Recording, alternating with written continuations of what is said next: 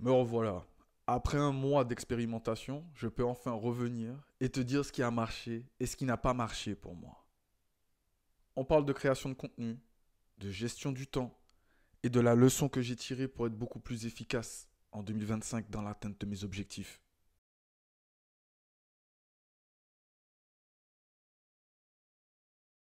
Je m'étais fixé des objectifs ambitieux. Être omniprésent sur TikTok, YouTube et Instagram, tout en jonglant avec mon taf, mes projets perso et ma vie privée.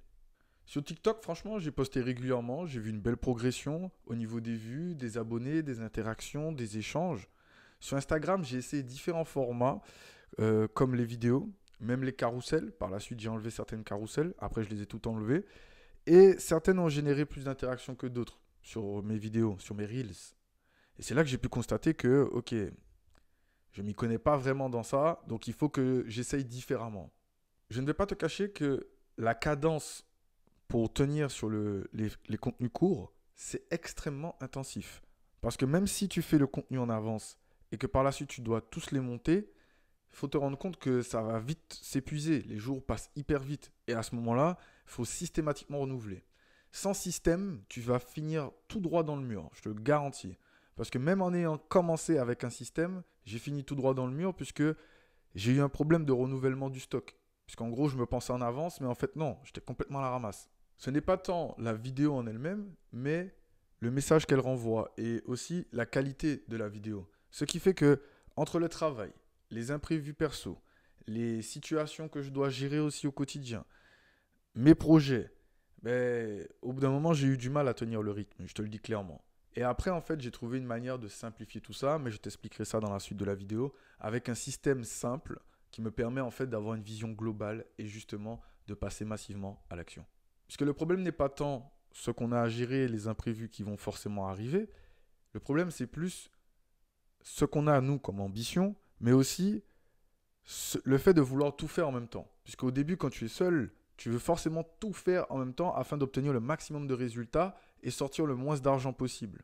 Et c'est ça qui est le plus difficile, puisque aujourd'hui, pour être compétitif vis-à-vis de certaines personnes, on peut mettre la barre très haut pour se dire oui, lui il fait ça, ça, ça, ça, ça. Moi, du coup, il faut que je fasse encore plus. Pas forcément. Et tu sais, à un moment, moi j'ai eu ça, ce fameux déclic en mode pourquoi, mais pourquoi je galère autant? Pourquoi? Faut m'expliquer pourquoi je galère comme ça et que je n'atteins pas mes objectifs. Tu sais, un jour, vraiment, je me suis posé comme ça chez moi. C'était vraiment après une longue journée, tu vois. Il était 23 heures, je venais de sortir du taf. Parce que moi, je travaille encore. Et vas-y, j'étais là, je cogitais, et je me dis, ouais, mais bon, pourquoi je galère autant en fait? J'essaie de faire un truc bien, je galère. J'essaie de faire ça, je galère. Pourquoi je galère comme ça? Avec du recul, ce que j'ai pu constater dans ces moments-là, c'est que mes idées, la plupart du temps, en fait, elles étaient partout. Et j'avais du mal à m'organiser, j'avais du mal à avancer. Donc je stagnais, je revenais dans cette stagnance. Puisque une fois que j'avançais, ben, je régressais parce que ben, j'essayais de tout tenir en même temps. De... enfin, à l'image, quoi. J'essayais vraiment de tout faire. Ah, YouTube, ah, Instagram, ah, ma vie perso. Et c'est pas soutenable, en fait. Donc pour ça, j'ai dû mettre en place certaines choses. Et j'ai tout posé sur papier. Je me suis vidé l'esprit, je me suis vidé la tête. Et ensuite, ça m'a sauté complètement aux yeux. J'en voulais beaucoup trop, sans structure claire. Parce que le fait d'en vouloir beaucoup, c'est pas ça le problème. C'est vraiment pas ça du tout le problème. Le fait d'en vouloir beaucoup, c'est une chose. Mais le fait de désirer atteindre des objectifs et qu'ensuite, ben, tes objectifs sont devant toi. Donc tu rushes vers tes goals. Et arrivé au bout d'un moment, tu es submergé, submergé par le travail. Ah, tu deviens fou. Ah, et tu fais plus rien. C'est réel. Pour pouvoir résoudre cela, j'ai dû me fixer des priorités claires. Je devais avoir une direction. Encore une fois, c'est-à-dire que malgré que j'avais déjà une direction long terme, il fallait que je puisse me recalibrer. Et du coup, j'ai remis en place cette direction. Puisque le surmenage fait partie d'une excitation en se disant, en attendant un espoir en fait de résultat. Tandis que si tu fais la chose et que tu fais juste la chose, quoi qu'il advienne, tu feras la chose. peu importe ce qui se passe, peu importe ce qui arrive, tu feras la chose. Et justement, là, à ce moment-là, le retard, c'est comme une pression que tu te mets alors que tu as du stock, en fait. Donc, je préfère être dans ce niveau de relation avec moi-même que plutôt dans un niveau où je me fixe des objectifs et que je ne vais pas vers mes objectifs parce que, je ne sais pas, je suis hésitant, j'ai mes idées qui sont trop... Non, non. Bref, bref. Le problème, c'est qu'on essaye vraiment de courir plusieurs marathons à la fois. Je l'ai vécu, tu l'as vécu, on se comprend, on est clair là-dessus. Je suis allé directement à un objectif simple. J'avais 50 et des milliers d'objectifs. J'en ai juste pris 10. J'en ai juste pris 10. Et de ces objectifs, je me suis posé la question, c'est quoi dans ces 10 objectifs? Et c'est Brian Tracy qui le dit, c'est pas moi, c'est pas de moi. Si tu ne sais pas c'est qui Brian Tracy, je vais te mettre une photo. Ce gars-là, c'est lui qui dit ça. Tu écris tes 10 objectifs. Et si tu avais une baguette magique, je te fais carrément le move qu'il fait. Il fait, si tu avais une baguette magique et que tu pouvais remuer la baguette magique sur un de ces objectifs, lequel qui aurait la plus grosse impact sur ta vie? Et voilà. J'ai simplement fait ça.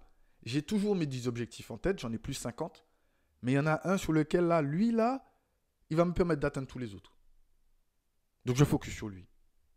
La deuxième chose que j'ai fait, c'est que j'ai commencé à planifier mon temps en bloc. Comme Elon Musk. On copie les gars qui réussissent. Je m'en fous. Aimez-le ou pas, ça marche. Donc j'ai commencé à copier ça. Le système de bloc, qu'est-ce que je fais? Donc voici une photo de mon planning concrètement. J'ai 2 semaines différentes. Donc voici mon planning en semaine A. Et voici mon planning en semaine B. Et comme tu peux le constater, donc ici maintenant, tous mes plannings peuvent changer et se modeler en fonction de ce qui se passe au courant de ma semaine. Ce n'est pas figé. Il y a un seul truc qui est figé, bizarrement, c'est le salariat. J'ai une heure d'entrée et de sortie. Comme pour les gens qui vont à l'école. Et oui, c'est un cycle. Réfléchis bien. Pour te développer ce système de blocs et te donner la chose pour moi qui est la plus importante, c'est allouer du temps à une chose qui compte pour toi. Donc quand moi je mets deep work, par exemple dans mon agenda, c'est simplement pour me dire, à ce moment-là, c'est que je travaille sur un de mes projets. Et en gros, là, je l'ai mis comme ça pour te le montrer à toi, mais moi, dans mon planning, je mets concrètement ce sur quoi je vais travailler à l'avance. Pas à 5 jours à l'avance. La veille pour le lendemain, je sais, je dois faire ça, ça, ça. Et des fois, ben, figure-toi que je fais des heures sup. Mais oui. Et je fais pas exprès. Mais oui.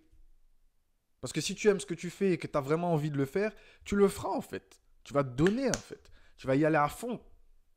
Troisième chose que j'ai faite, très important, j'ai voulu automatiser mon système et mon processus de façon à pouvoir le faire comme la science. C'est quoi la pierre angulaire de la science? La pierre angulaire de la science, c'est des résultats reproductibles.